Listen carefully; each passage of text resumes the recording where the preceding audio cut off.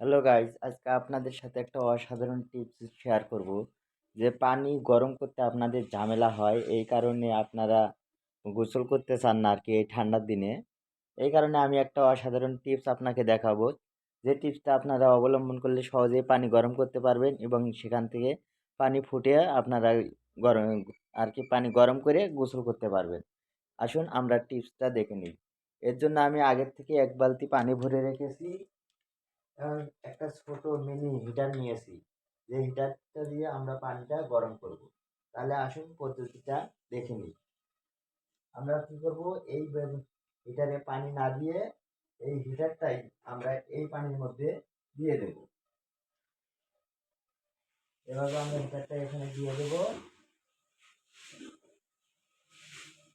দেওয়ার পরে আমরা যে কাজটা করব সেটা হচ্ছে কি, আমরা এই হিটারের যে লাইনটা আছে এই লাইনটা সুইচটা অন করে দেব। অন করে দেওয়ার পরে হচ্ছে কি, এই হিটারটা যে পানিতে লাগা আছে, এখন এই পানিটা এটার লগে এই পুরো বালতির পানিটা 2-4-5 মিনিটে গরম করে লাগে। এখন এই পানিতে যদি আমরা হাত দিই তাহলে কিন্তু কারেন্ট শর্ট করবে। আমরা এই পানিতে ভুলেও হাত দেব না, তাহলে আমাদের বিপদ নির্ধারিত।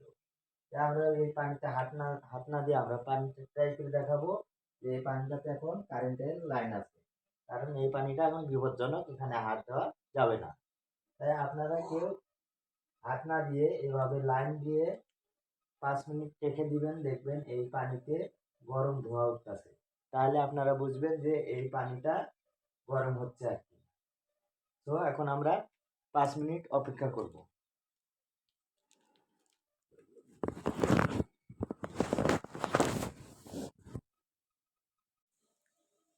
এবার দেখুন, মাত্র 2 মিনিটের মধ্যে আমাদের পানিগুলো কি এমন গরম একটা হিট উঠতেছে।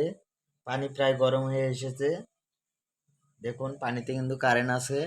এটা কেউ, কোনো সাধারণ ব্যক্তি বা কোনো যারা কারেন্টের কাজ জানেন না, তারা এই নিয়মে পানি গরম করতে যাবেন না, হয়তো অ্যাক্সিডেন্ট হতে পারে।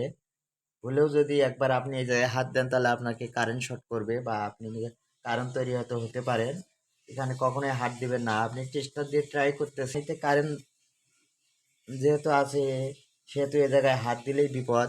তাই আপনারা হাত না দিয়ে এটাকে এই পদ্ধতিতে আরও 2-3 মিনিট রাখলে পানিটা যখন বলকিবে তখন মনে করবেন যে এটা চুলায় যে হিট দিচ্ছেন গ্যাসের চুলায় তার চেয়ে বেশি হিট হবে। তাই তাই আমি বলবো যারা কারেন্টের কাজ জানেন তারাই শুধু এই পদ্ধতিটা অবলম্বন করবেন।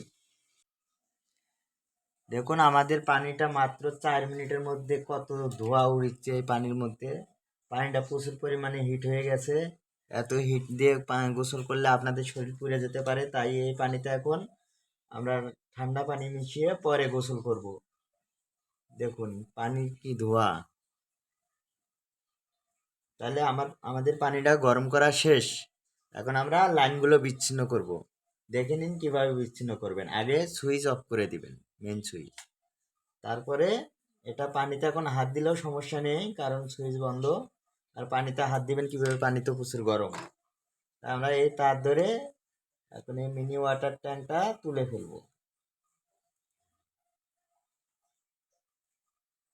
তুলে ফেললাম, আমাদের পানি গরম হয়ে গেছে।